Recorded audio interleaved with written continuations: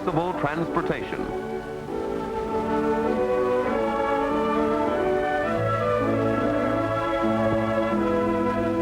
But, me, I'm just an old New York City elevated car. Weather-beaten, brow-beaten, just plain beaten. Oh, I'm by no means alone in the world. Quite a few of my kin have escaped the Kinnan pile, up to now. But all signs point to our days being numbered.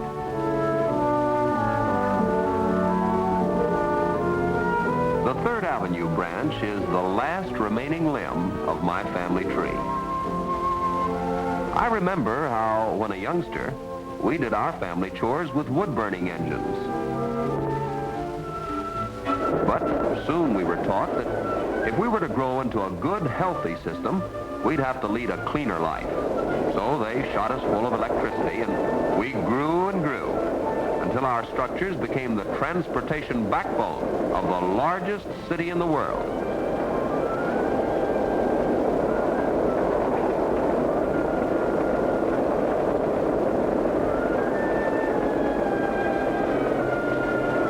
Our gable stations were a new high in architectural achievement when built.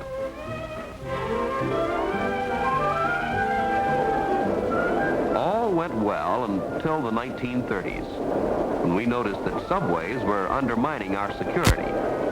When we failed to carry our customary total of 1 million passengers a day, zip, the props were pulled out from under us. Acetylene torches did the rest. A horrible, horrible death for the poor old 2nd, 6th, and 9th Avenue branches. Our terrific noise, if you ask me, is one big reason for our downfall. But can we help it if the canyons of buildings we run through kick our sound around?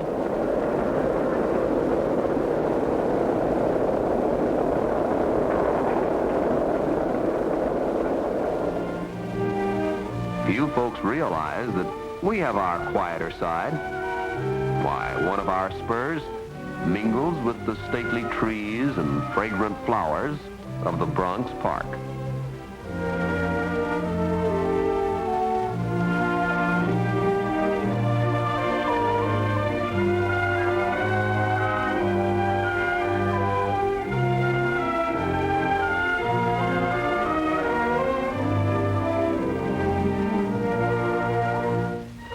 I have to take a run downtown now.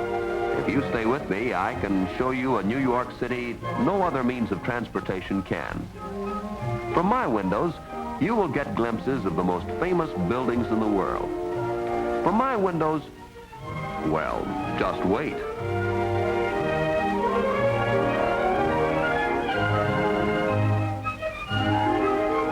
We have to pass through the dense Bronx tenement district before coming to Manhattan. It's an overall trip of 15 miles to South Ferry. From there, you'll be able to see the Statue of Liberty.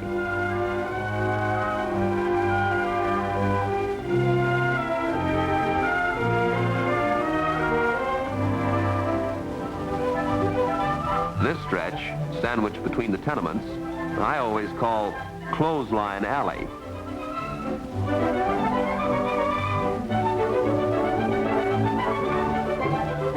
In a sense, it's my gateway to Manhattan. For outside it, just around this big curve, we cross the Harlem River, which separates the Bronx from Manhattan.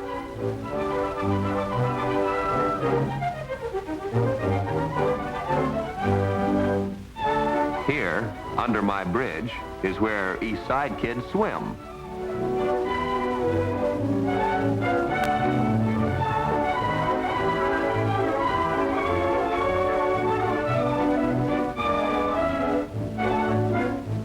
Straight as a die now, down 3rd Avenue toward Midtown. Out of my windows along the way, I'm much too often reminded of my fate. Whole blocks of old New York being turned under to make way for the new.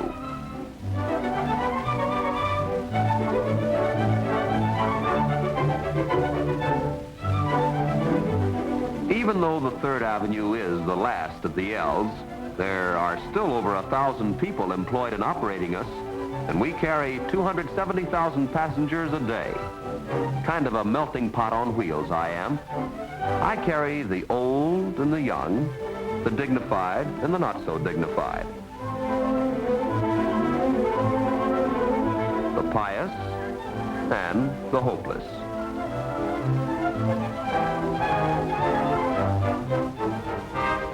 The towers of the Waldorf Astoria, where millionaires and visiting royalty stay, tell my passengers that we have reached Midtown Manhattan. The Chrysler Building, Grand Central Terminal, the Empire State Building, all in sight from my trembling station, which stands in the middle of famed 42nd Street.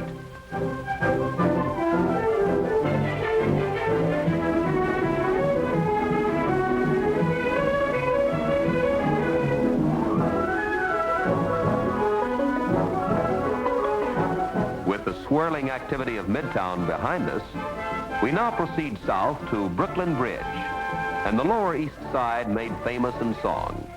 The New York of the Smiths, the Cantors, Jessels, Winchells, the Rooneys, and the O'Grady's.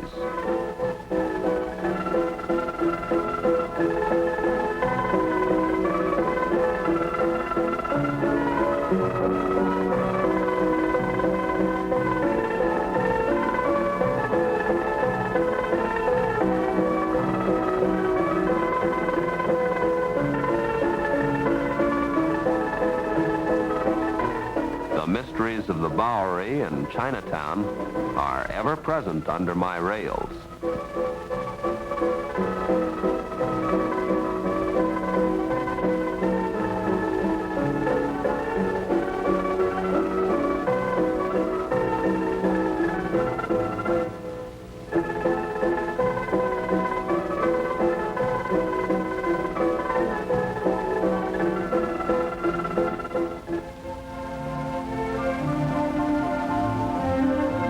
In Chinatown's Chatham Square, our route divides itself.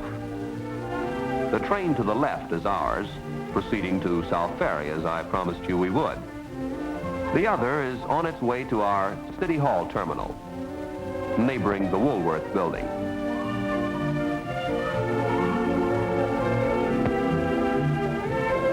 On we go, our route becoming ever narrower, like a mountain stream, cutting its way through a deep, booming gorge. We cross Wall Street and arrive at the little station where many a banker has paused to rub his palms, not in anticipation of the day's financial gains, but to warm his hands over the friendly, pot-bellied stove.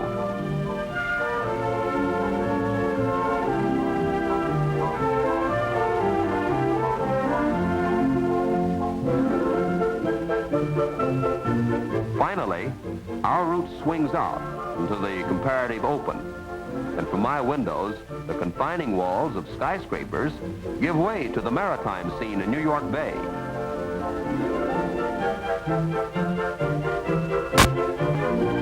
South Ferry, where all the L's used to terminate, passengers transferring to Staten Island ferry boats or for the Statue of Liberty.